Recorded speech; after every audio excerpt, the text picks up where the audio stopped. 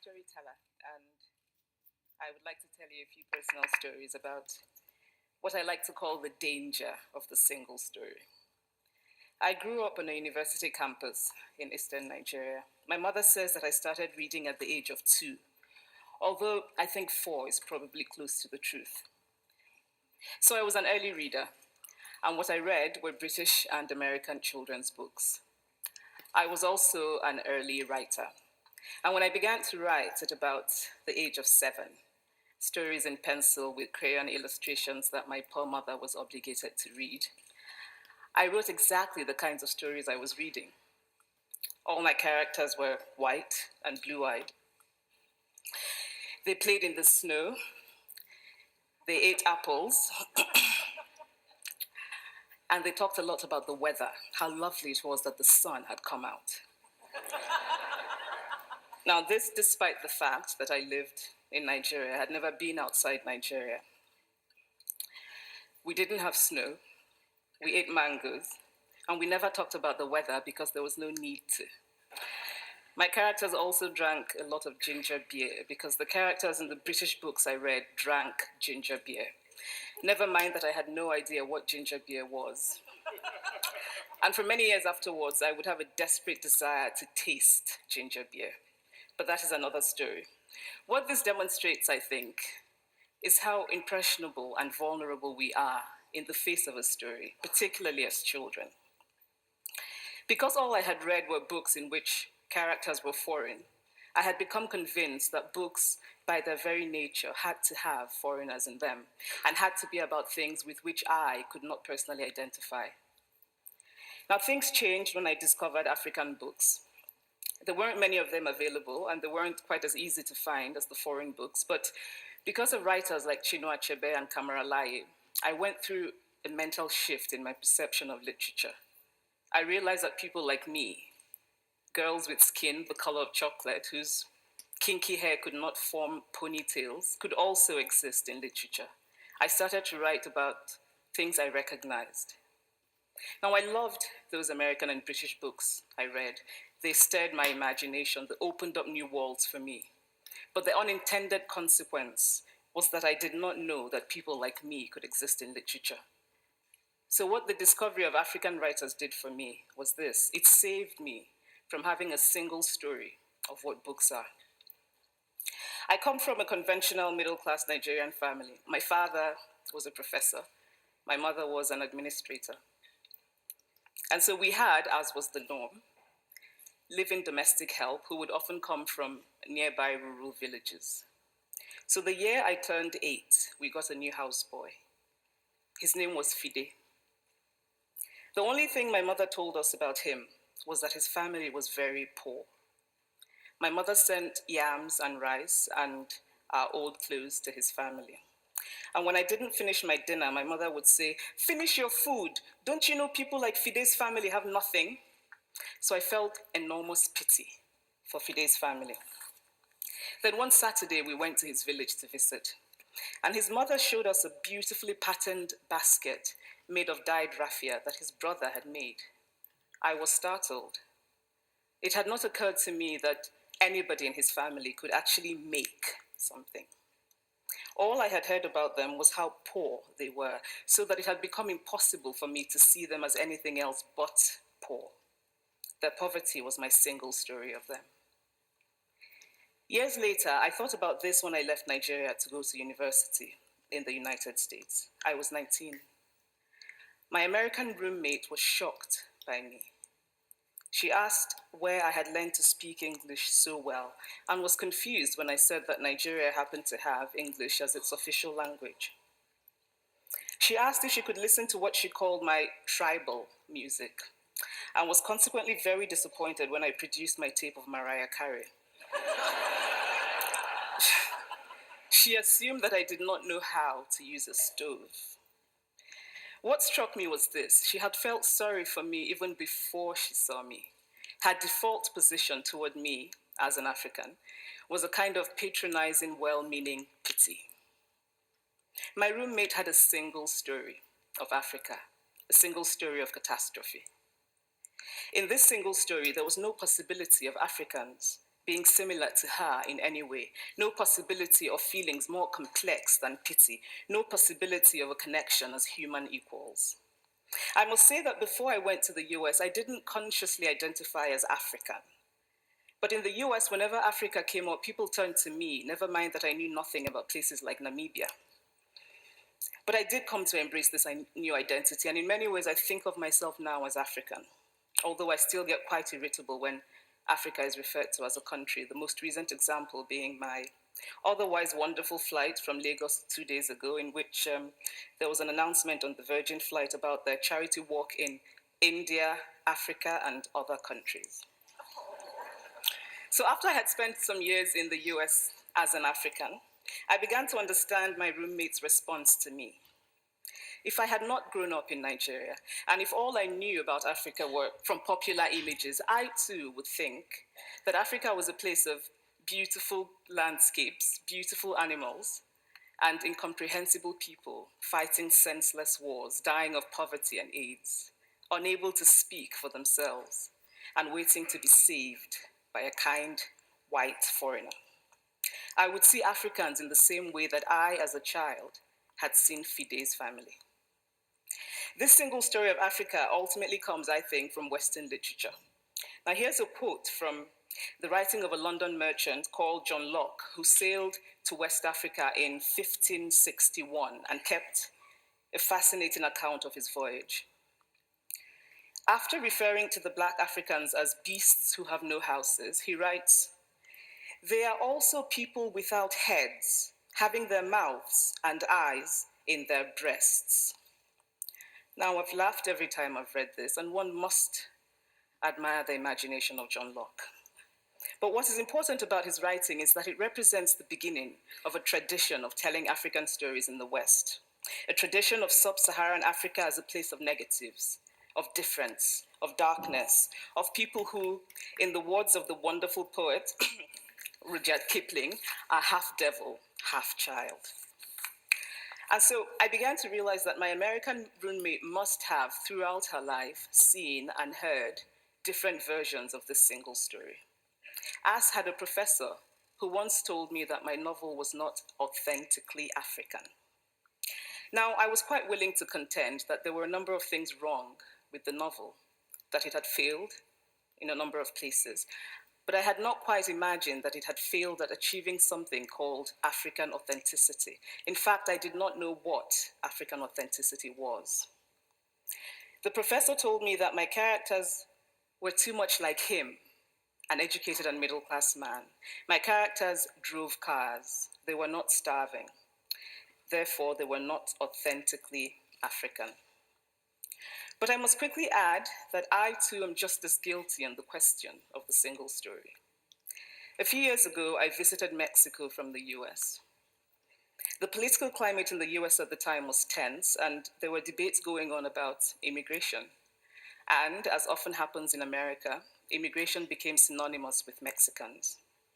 There were endless stories of Mexicans as people who were fleecing the healthcare system, sneaking across the border, being arrested at the border, that sort of thing.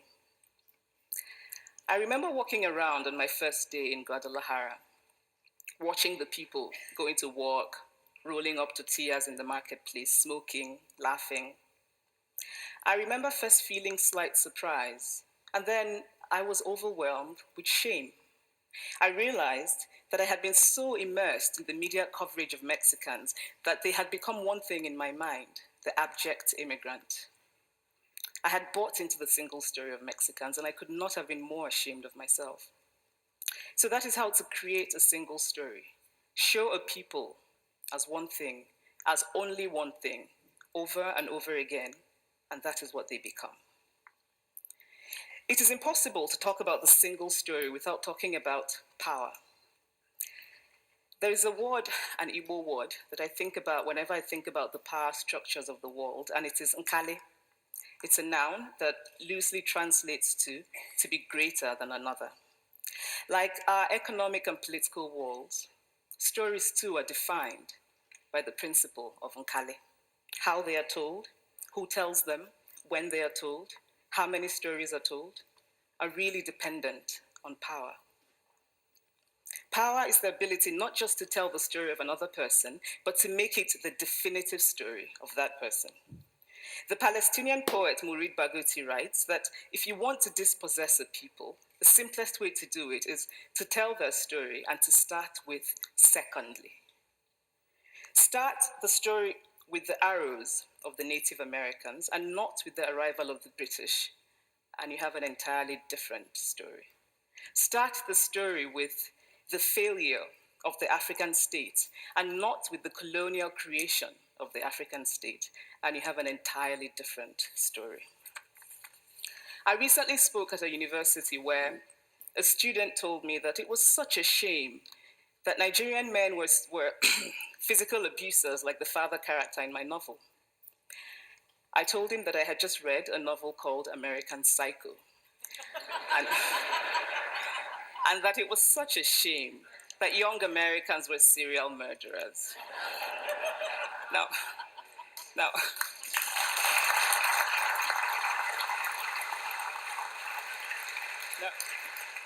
obviously, I said this in a fit of mild irritation, but it would never have occurred to me to think that just because I had read a novel in which a character was a serial killer, that he was somehow representative of all Americans. And now, this is not because I'm a better person than that student, but because of America's cultural and economic power, I had many stories of America. I had read Tylan, Updike, and Steinbeck, and Gateskill. I did not have a single story of America. When I learned some years ago that writers were expected to have had really unhappy childhoods to be successful, I began to think about how I could invent horrible things my parents had done to me. But the truth is that I had a very happy childhood, full of laughter and love, in a very close-knit family. But I also had grandfathers who died in refugee camps. My cousin, Polly, died because he could not get adequate health care. One of my closest friends, Ukuloma, died in a plane crash because our fire trucks did not have water. I grew up under repressive military governments that devalued education so that sometimes my parents were not paid their salaries. And so as a child, I saw jam disappear from the breakfast table. Then margarine disappeared. Then bread became too expensive. Then milk became rationed. And most of all, a kind of normalized political fear invaded our lives. All of these stories make me who I am. But to insist on only these negative stories is to flatten my experience and to overlook the many other stories that formed me. The single story creates stereotypes, and the problem with stereotypes is not that they are untrue, but that they are incomplete. They make one story become the only story. Of course, Africa is a continent full of catastrophes, the immense ones, such as the horrific rapes in Congo, and depressing ones, such as the fact that 5,000 people apply for one job vacancy in Nigeria. But there are other stories that are not about catastrophe, and it is very important, it is just as important to talk about them. I've always felt that it is impossible to engage properly with a place or a person without engaging with all of the stories of that place and that person. The consequence of the single story is this: it robs people of dignity. It makes our recognition of our equal humanity difficult. It emphasizes how we are different rather than how we are similar. So what if before my Mexican trip, I had followed the immigration debate from both sides, the US and the Mexican? What if my mother had told us that Fide's family was poor and hardworking? What if we had an African television network that broadcast diverse African stories all over the world, what the Nigerian writer Chinua Achebe calls a balance of stories? What if my roommate knew about my Nigerian publisher, Mukhtar Bakare, a remarkable man who left his job in a bank to follow his dream and start a publishing house? Now, the conventional wisdom was that Nigerians don't read literature. He disagreed. He felt that people who could read would read if you made literature affordable and available to them. Shortly after he published my first novel, I went to a TV station in Lagos to do an interview. And a woman who worked there as a messenger came up to me and said, "I really liked your novel. I didn't like the ending. Now you must write a sequel, and this is what will happen." And she went on to tell me what to write in the sequel. Now, I was not only charmed, I was very moved. Here was a woman, part of the ordinary masses of Nigerians who were not supposed to be readers. She had not only read the book, but she had taken ownership of it and felt justified in telling me what to write in the sequel. Now, what if my roommate knew about my friend, Fumi Yonda, a fearless woman who hosts a TV show in Lagos and is determined to tell the stories that we prefer to forget? What if my roommate knew about the heart procedure that was performed in the Lagos hospital last week? What if my roommate knew about contemporary Nigerian music, talented people singing in English and Pidgin and Igbo and Yoruba and Ijo, mixing influences from Jay-Z to Fela to Bob Marley to their grandfathers? What if my roommate knew about the female lawyer who recently went to court in Nigeria to challenge a ridiculous law that required women to get their husband's consent before renewing their passports? What if my roommate knew about Nollywood, full of innovative people making films despite great technical odds? Films so popular that they really are the best example of Nigerians consuming what they produce. What if my roommate knew about my wonderfully ambitious hair braider who has just started her own business selling hair extensions? Or about the millions of other Nigerians who start businesses and sometimes fail, but continue to nurse ambition? Every time I am home, I am confronted with the usual sources of irritation for most Nigerians: our failed infrastructure, our failed government, but also by the incredible resilience of people who thrive despite the government rather than because of it. I teach writing workshops in Lagos every summer, and it is amazing to me how many people apply, how many people are eager to write, to tell stories.